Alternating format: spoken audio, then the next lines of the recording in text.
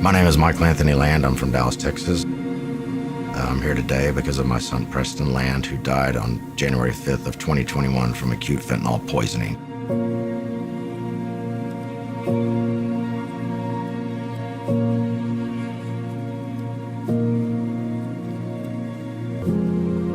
Preston was a funny guy.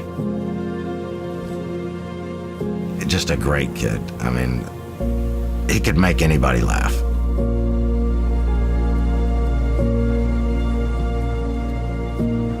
And that's what keeps me going sometimes, is just thinking about all the good times and the laughs that we have. You know, I still have his text messages to this day. Just a great relationship. You know, and then high school hit for a teenager and things kind of changed a little bit.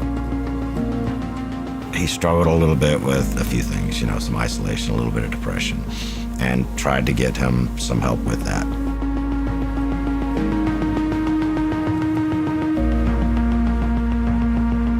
He lived with me for a number of years, and then when I kind of started traveling a lot back and forth to Arizona, you know, that's when I got that call, you know, from my ex-wife saying, Preston's gone. And my first thing was, gone where? And she said, no, he's dead.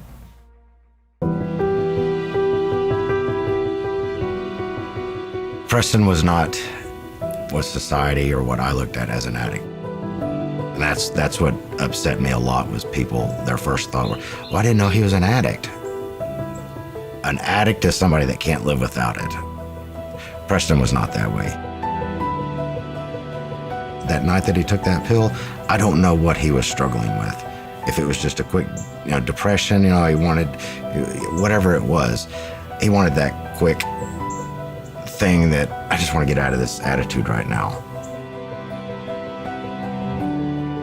He got a bad pill.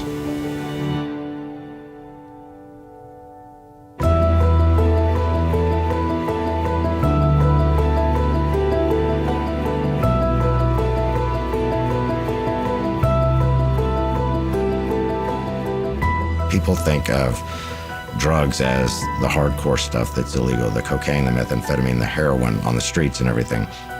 If you go to a party, somebody says, hey, and I've got this pill, don't worry about it. It's not anything hard drug or anything like that, but it's gonna kill you, or it's a really good chance of killing you if it's fentanyl. And so that's what's worrisome to me. First month or two after Preston passed away, of course, we didn't have an autopsy report. We didn't know. I think it was pending results of toxicology. When it came back as fentanyl, after I accepted that and worked through that, then I remember getting real mad. It's like, what am I gonna do about this?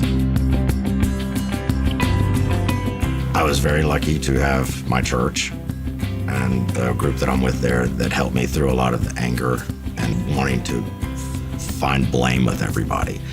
And I said, okay, I've got to do something to stop this. And I can't stop it legally, I can't stop it with politicians, but what can I do? I'm a parent. I can maybe talk to other parents and just make them aware of, here's what happened to my son, here's what I feel that I did wrong. Is it my fault? No, but you still wish you would have done something different. But there's a lot of stuff that, you know, with my troubles in the past and drinking and stuff like that, he might have mimicked me thinking it's okay.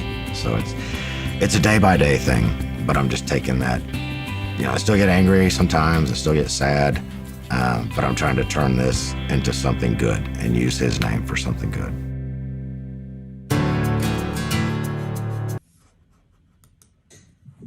It's tough, buddy. Mike Land is on a journey. Doing this for you.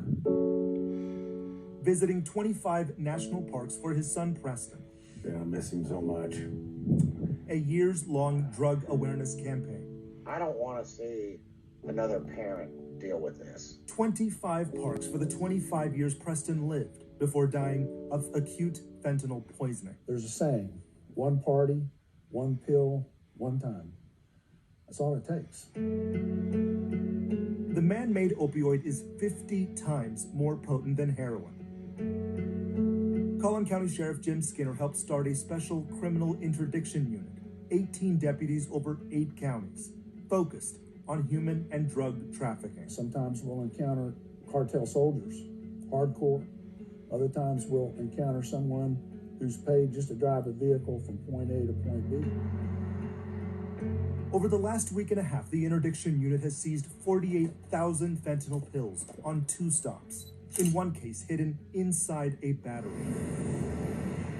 One stop right here off Republic Drive and 75 in Plano. It's been known for a long time. US 75 is one of the long-established trafficking routes, but also all the major interstates. The sheriff says DFW has become a hub for the drug, brought here over the border, then repackaged for national distribution. The interdiction unit has seized more than 167,000 fentanyl-laced pills since 2018.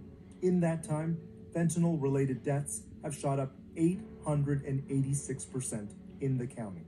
We know that for every load of fentanyl that we stop on the highway and that we seize, we know we're saving lives. And here we are in Mesa Verde National Park. Mike Land is in Colorado. He's done 7 parks so far. At each one, he does a bike ride, hikes to the highest peak for a memorial for his son. I think he'd be proud. And I've been trying to do this without getting teary-eyed, but, it's tough. Sheriff Skinner says the department will continue to work with federal and state partners. They can't do this alone. Mike Land wants parents to know they're not alone either. In Collin County, I'm Jobin Puttiger. Hey everybody, it's Mike. Well, it's final. I'm at the final 25th park for 25, Preston 7. It's kind of neat that today is 7:25 for the final memorial and the finished Fentanyl Awareness for 25, Preston 7. I'm here at Horseshoe Bend, the Glen Canyon National Park. Over the next year of doing this project for Preston, the success story for me, honestly, would be that a kid came home from a party and said, "Dad, Mom, you know what? Some people are passing around this pill, and I thought about what you told me, and that guy Preston or whatever. So I was scared. I didn't take it." That's a success story. So that's the legacy that I want him to bring, is that he will never be forgotten for that. I want his name to live on as that he helped somebody. You know, his passing helped another parent not have to go through what I went through.